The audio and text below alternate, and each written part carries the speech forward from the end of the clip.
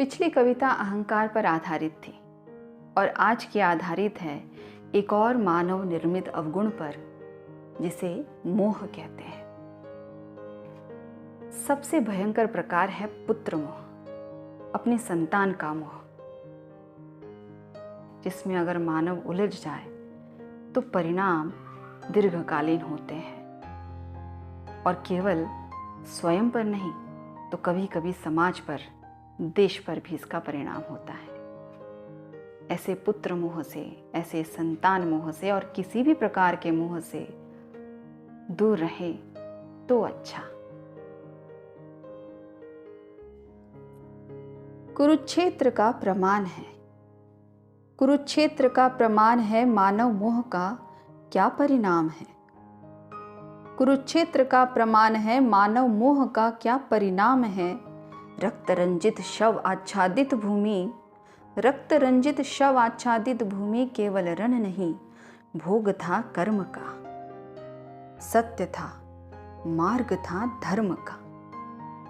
गीता का उपदेश था, गीता का उपदेश था, श्री माधव मुख एक संदेश था।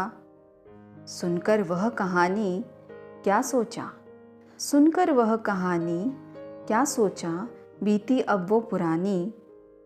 क्यों मानव जो सीख मिली भूल जाता है, क्यों मानव जो सीख मिली भूल जाता है, अनय का वह अध्याय बार बार दोहराता है। फिर कहीं वही पुत्र मोह का अंधा धृतराष्ट्र है, फिर कहीं वही पुत्र मोह का अंधा धृतराष्ट्र है, जहां राष्ट्र बलि चढ़ जाता है।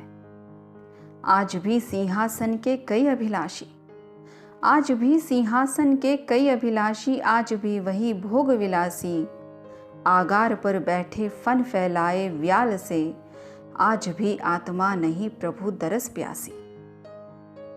जब हो अहम के अवगुंठन में श्रवण, जब हो अहम के अवगुंठन में श्रवण, तो कैसे सुन पाएंगे वंशी की धुन। शांति संदेश ले आज भी मानव रूप भगवान आते होंगे, शांति संदेश ले आज भी मानव रूप भगवान आते होंगे। पर क्या हमारी इतनी पुण्य शक्ति जो उन्हें देख पाते होंगे ये नयन।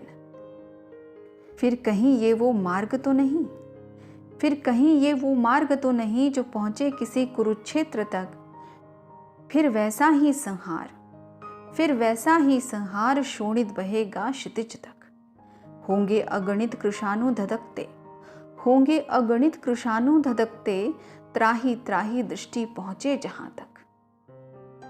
अस्तु, आज वह दिवस नहीं, किंतु अब मानव मनन होगा। आज वह दिवस नहीं, किंतु अब मानव मनन होगा। जहां उन्मेष हो वहीं मानस अहन होगा। केवल पार्थ तक सीमित ना वह पथ था, केवल पार्थ तक सीमित ना वह पथ था, जिसके सारथी स्वयं प्रभु थे। वह भावी युगों का सूचक रथ था। जो चलेगा उस पथ, जो चलेगा उस पथ वही मोक्ष पाएगा, जो चलेगा उस पथ वही मोक्ष पाएगा। जीवन मरण रहस्य से मुक्त जन जन हो पाएगा, जीवन मरण रहस्य से मुक्त जन जन हो पाएगा। आपकी सविता।